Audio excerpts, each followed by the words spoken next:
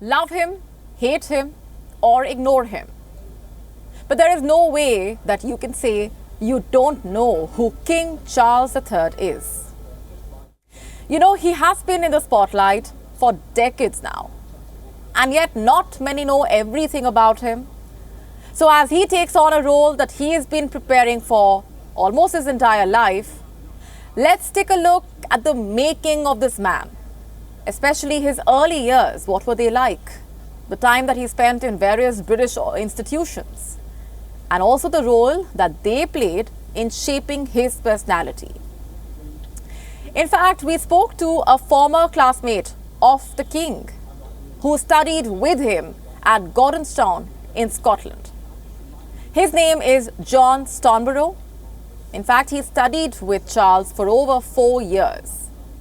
And here's what he told us during our interaction.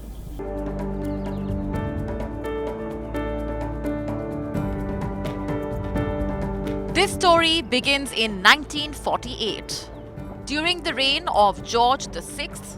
On November 14th that year, Princess Elizabeth and Prince Philip had their first child. They named him Charles, a name with a colourful and complicated royal history. Fraught with beheadings, civil wars, and illegitimate children, there were at least 2 royals who bore this name before him. King Charles I, who was publicly beheaded over charges of treason, and Charles II, or the Merry Monarch. He had multiple mistresses and several illegitimate children. Why then was Charles given this name? Historians say it was simply because his mother liked the name. When he was 14 years old, he was sent to attend Gordonstoun, his father's school in northeast Scotland. Here, he was bullied. He was shy, so the older boys picked on him. We decided to find out more about this. We met John Stonborough at the Duke of York.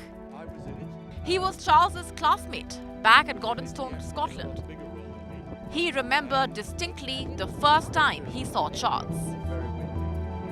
I was 13 years old, and suddenly they polished the school up and they painted everything, and there were lots of new rules because the future King of England was about to come to our school. And we all had to stand and wait, and the Queen of England arrived, and Prince Philip, and this small, nervous boy. Well, let me tell you, it's bad enough going to a new school anyway without being in the public eye. And so my first memory of him was exactly that. There he was, looking around nervously.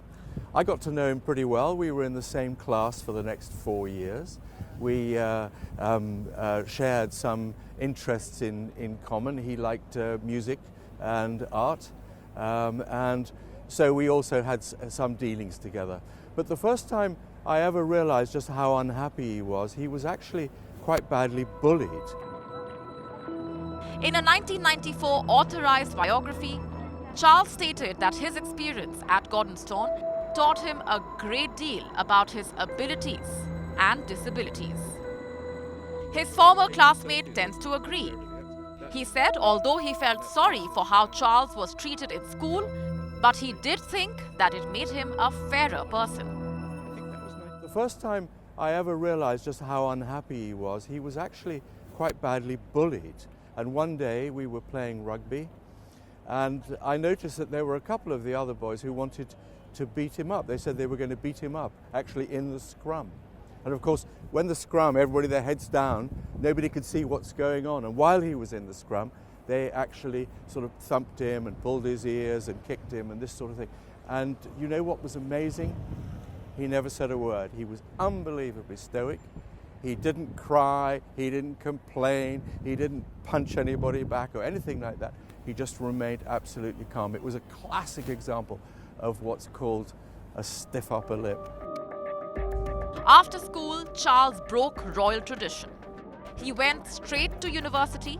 Instead of joining the British Armed Forces, he attended the Trinity College during his first year, the University College of Wales in his second year, and graduated from the University of Cambridge with a Bachelor of Arts. This made him the first British heir apparent to earn a university degree. After college, Charles immediately assumed royal duties. He was sent on several state visits.